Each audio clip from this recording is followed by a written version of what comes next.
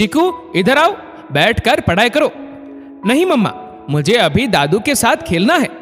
सरिता से चिंटू का ना कहना बर्दाश्त नहीं हुआ और तैश में आकर उसने कसकर चिंटू का हाथ पकड़ा और खींचने लगी। बहुत जिद्दी हो गए हो तुम, बिल्कुल भी बात नहीं मानते हो। चुपचाप कमरे में चलकर पढ़ाई करो। सरिता के ससुर महेश जी ने बीच में टोकते हुए कहा, अरे बहू, रहने दो ना, अभी थोड़ी देर में आ जाएगा। नहीं पापा जी, ये बहुत जिद्दी हो गया है आजकल, आपने मेरे बेटे को बिगाड़ दिया है। सरिता तेज स्वर में बोल उठी। सरिता की बात सुनकर महेश जी सख्ते में आ गए। आपने मेरे बेटे को बिगाड़ दिया है? क्या चिंटू मेरा कुछ नहीं लगता? इसी के सहारे तो मेरा बुढ़ापा हंसते खेलते कट रहा है, वरना कुसुम के जाने के बाद तो 2 घड़ी किसी से बात करने को भी तरस गया था। लेकिन इतना सुनने के बाद कुछ कहने की हिम्मत शायद उनमें नहीं रही थी। अपने ससुर जी की मनोस्थिति को नजरअंदाज करते हुए सरिता चिंटू का हाथ पकड़कर कमरे में ले गई और जबरदस्ती उसे पढ़ने के लिए बैठा दिया।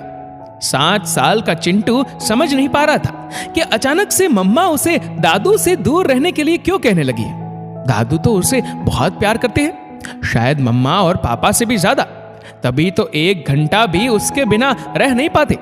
फिर चिंटू को भी तो दादू के पास रहना, उनसे कहानियां सुनना बहुत अच्छा लगता है।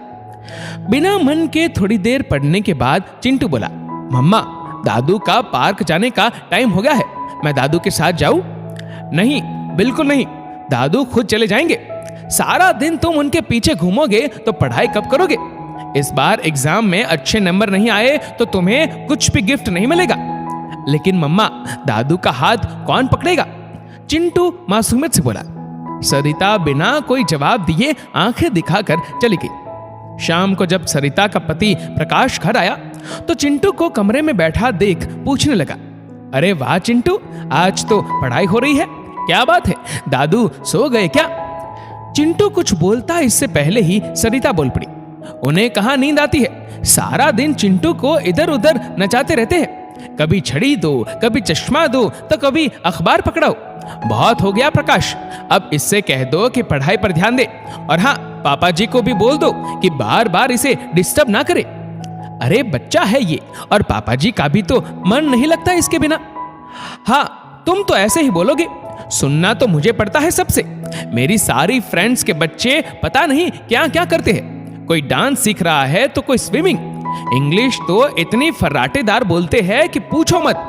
आजकल के बच्चे ऑलराउंडर होते हैं, लेकिन हमारा बेटा तो लगता है घर में ही रह जाएगा।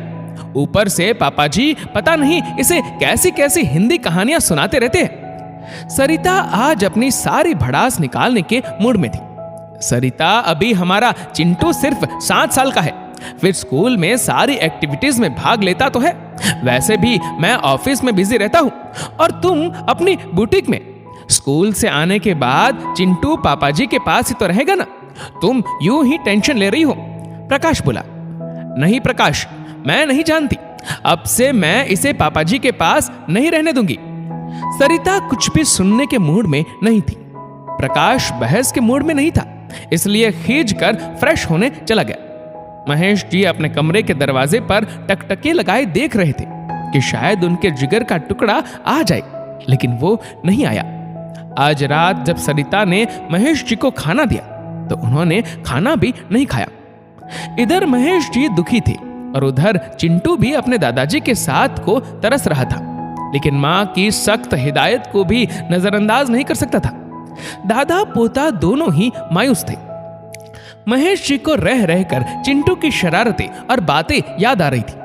उसकी छोटी छोटी उंगलियों में भले ही उन्हें संभालने की ताकत ना हो, पर वो उनका सबसे बड़ा सहारा लगती थी। लेकिन बहू की बातें उनके अंतर मन को आहत कर रही थी। कैसे वो फिर से अपने पोते के साथ अपना दिन गुजारे। अगले दिन चिंटू के स्कूल में पेरेंट्स टीचर मीटिंग थी, जिसमें सरिता शामिल हुई।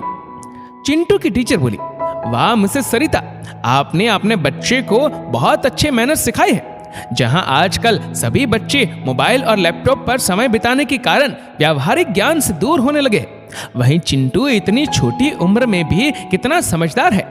हमेशा अपने क्लास में बच्चों की हेल्प करता है। 2 दिन पहले की ही बात है, एक बच्चा खेलते हुए गिर गया और उसके पैर से खून निकलने लगा। चिंटू ने अपना रुमाल निकालकर उसके पैर पर बांध दिया। और इसी की क्लास में एक बच्चा है जिसका एक पैर आर्टिफिशियल है। चिंटू लंच ब्रेक में हमेशा उसका हाथ पकड़कर उसे बाहर पार्क में लेकर जाता है। इस बार तो इसने बसंत पंचमी के प्रोग्राम में इतने सुंदर तरीके से गायत्री मंत्र और श्लोक बोले कि सभी गेस्ट मंत्रमुग्ध हो गए। सचमुच बहुत समझदार और टैलेंटेड है आपका बेटा। टीचर चिंटू की तारीफ कर रही थी, लेकिन सरिता के मन में सिर्फ एक ही बात घूम रही थी। उसने तो कभी चिंटू को यह सब नहीं सिखाया जिसकी तारीफ टीचर कर रही है। वो तो सिर्फ और सिर्फ उसके पढ़ने और बाकी बच्चों से आगे निकलने पर ही जोर देती रहती है।